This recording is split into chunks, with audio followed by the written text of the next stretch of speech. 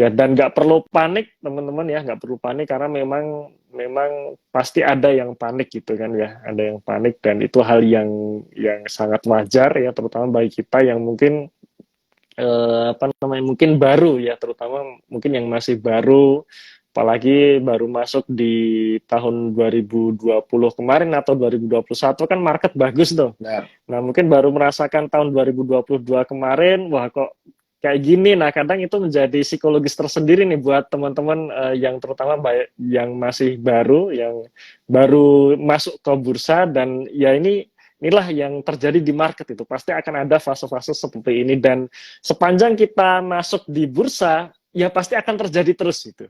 Jadi nggak mungkin market akan naik terus tuh nggak mungkin kan ya. Pasti akan ada ketika market koreksi seperti ini dan menurut saya ini hal yang bisa dimanfaatkan nih. Itu kira-kira Mas Jerem. Oke, jadi buat nyimpulin semuanya, berarti sebenarnya kalau misalnya ada sentimen negatif itu semua saham dari yang blue chip, second liner, third liner, pasti pasti kena dampaknya dong ya Pak.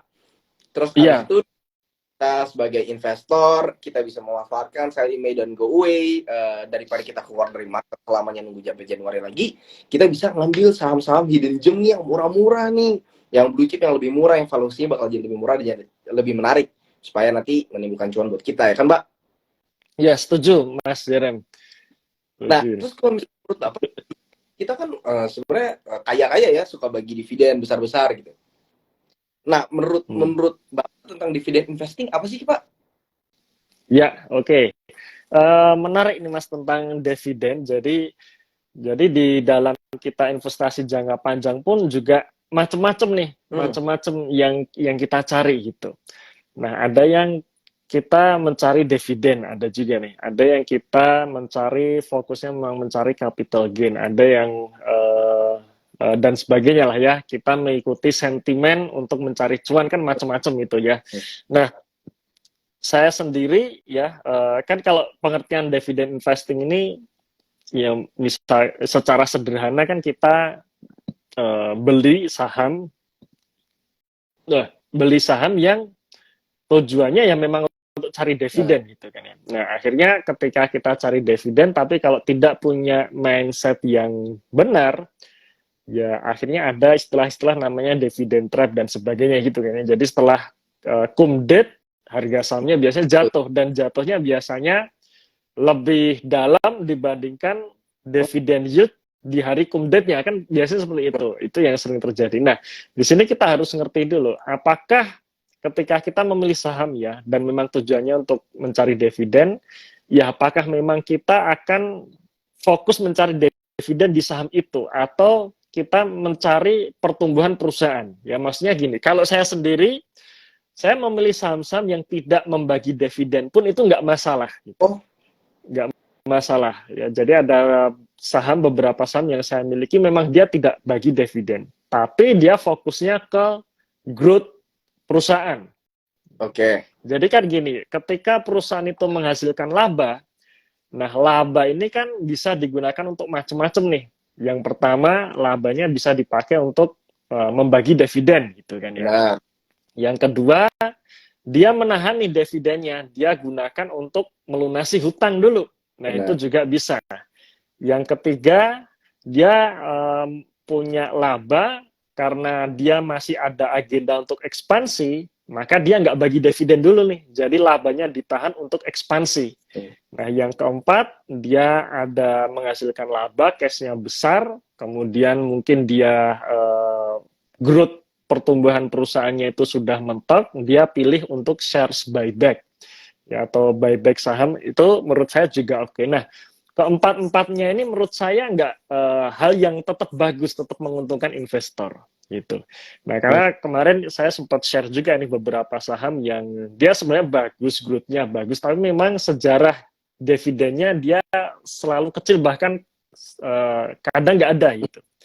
Ya, kadang nggak ada gitu. Nah, rata-rata orang kalau dia nggak punya mindset yang tepat menurut saya ya, dia pasti akan bilang ini sahamnya jelek. Kenapa? Karena dia nggak bagi dividen, nggak mementingkan kepentingan investor gitu.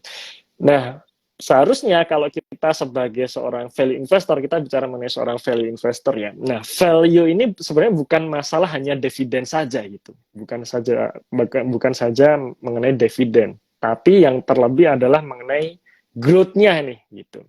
Ya, growth atau kinerjanya, apakah dengan dia menahan laba, dia nggak membagi dividen, nah laba yang digunakan ini bisa nggak untuk ekspansi yang kemudian akan bisa menaikkan kinerjanya di masa depan gitu. Nah, itu hal yang juga harus kita perhatiin, karena ketika laba perusahaan itu naik ya otomatis ya secara value-nya pun juga naik. Nah, kalau value-nya naik ya dalam jangka panjang nanti harga sahamnya juga akan diapresiasi oleh market gitu. Nah, jadi di sini saya sendiri bahkan salah satu saham yang saya unggulkan saat ini, yang porsinya terbesar di portofolio saat ini, itu nggak bagi dividen malah. Ya, labanya benar ditahan dan labanya buat ekspansi terus, dan ekspansinya bagus banget itu, makanya labanya langsung naik gitu kan. Labanya naik signifikan ya diikuti dengan harga sahamnya itu. Nah, itu mengenai mindset tentang value ya. Jadi value ini bukan masalah dividen. Tapi nggak masalah juga ketika kita memilih saham yang selalu rutin membagi dividen ya, yang tadi disebut Mas Yerem dividen investing. Nah, cuman dividen investing ini harus kita pahami bahwa dividen investing ini bukan hanya kita mencari dividen di tahun ini saja itu. Dalam artian kita beli saham, misalkan apa ini hari ini kayaknya yang lumayan rame MBAT gitu ya, tiba-tiba spike 11% gitu kan, gara-gara ngomongin dividen yang gede gitu kan.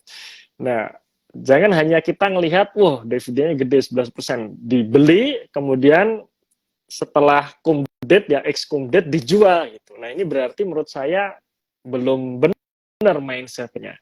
Dalam artian ya ketika kita memang mencari saham-saham penghasil dividen besar, ya memang dividennya harus dalam jangka panjang juga gitu. Jadi bukan hanya tahun ini saja, tapi juga tahun depan, beberapa tahun ke depan gitu.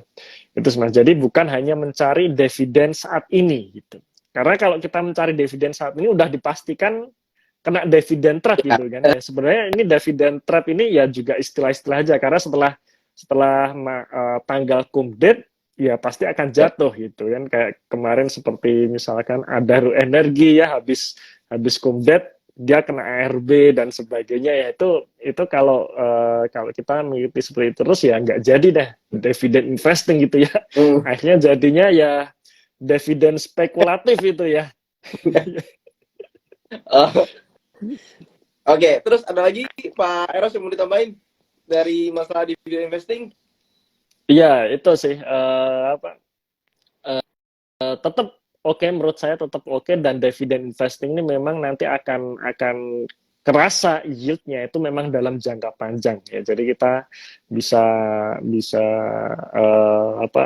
kita ngelihat histori pembagian dividennya ya. Kalau misalkan perusahaan ini bagus kan biasanya labanya naik terus, biasanya kalau dividen payout rasionya selalu katakanlah secara historis selalu 50% dari laba, nah berarti kan indikasi dividen setiap tahun selalu naik gitu, karena itu juga bisa dipakai. Jadi ini contoh kalau misalkan kita mau cari saham-saham penghasil dividen ya seperti itu.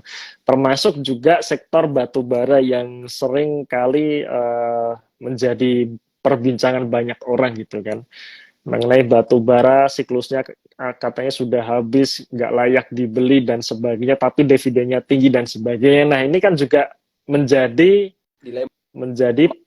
dilema ya. Tapi sebenarnya kalau kita punya mindset yang benar, ini harusnya sudah clear gitu, nggak menjadi dilema lagi. Dalam artian emiten batu bara ini memang sektor yang membagi dividen yang sangat besar dan yieldnya sangat bagus. Nah, makanya kalau misalkan kita pengen cari dividen investing dari emiten batu bara itu ya bisa gitu, nggak apa-apa beli. Tapi kalau kita cari siklusnya ya memang siklus batu bara saat ini udah selesai kan, puncaknya di tahun kemarin gitu sih.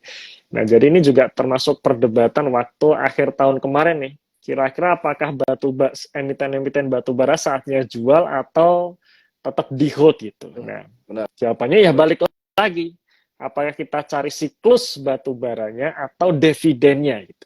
Nah, kalau kita pengen mencari dividen alias kita mau menerapkan dividen investing, ya masih layak di hold gitu. Tapi kalau kita mencari siklus, ya ini sudah selesai siklusnya itu. Oke.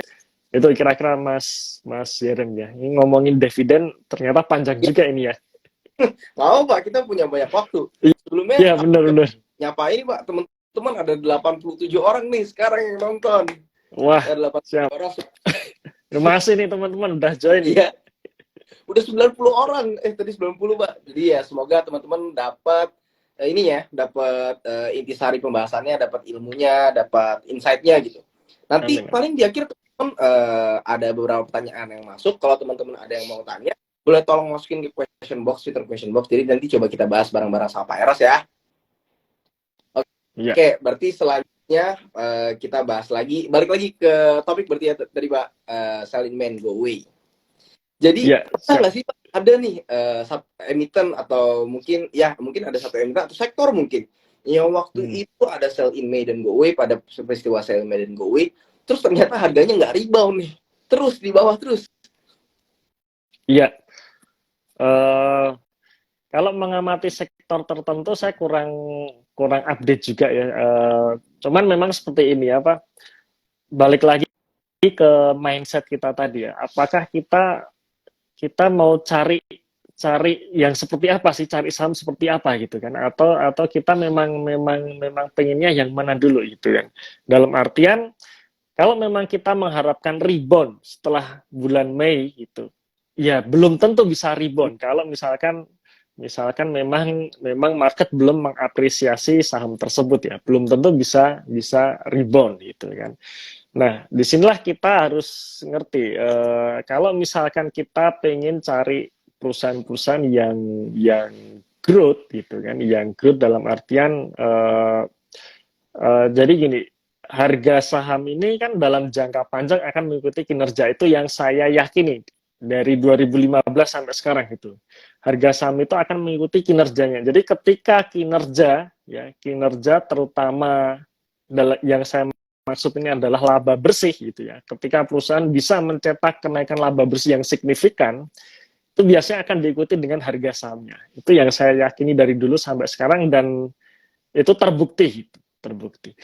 Nah, ketika kita memang cari saham-saham yang punya potensi naik di tahun ini, maka yang pertama yang kita lihat adalah bagaimana kinerja perusahaan, apakah perusahaan ini kinerjanya naik atau paling nggak potensi naik di tahun ini. Nah, itu dulu. Itu yang kita cari, dan ketika ada momen sell in May and go away saat harganya jatuh, ya sudah kita masuk di situ. Gitu.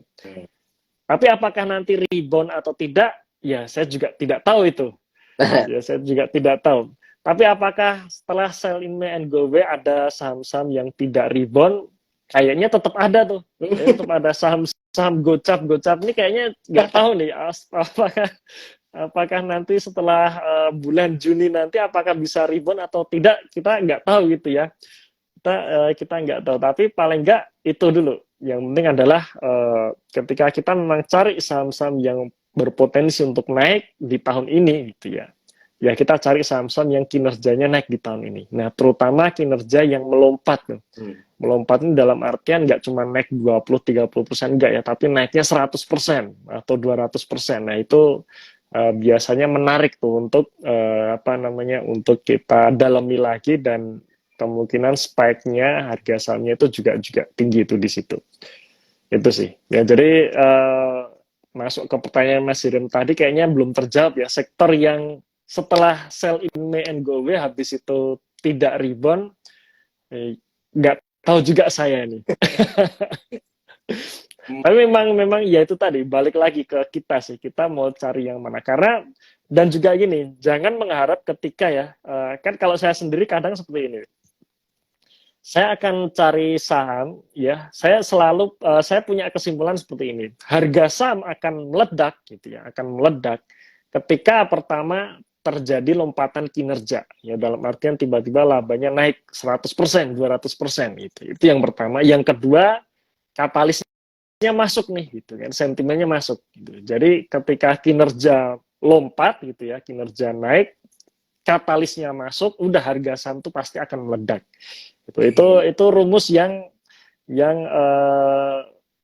saya temuin, yang saya dapatkan, dan itu selalu terjadi seperti itu.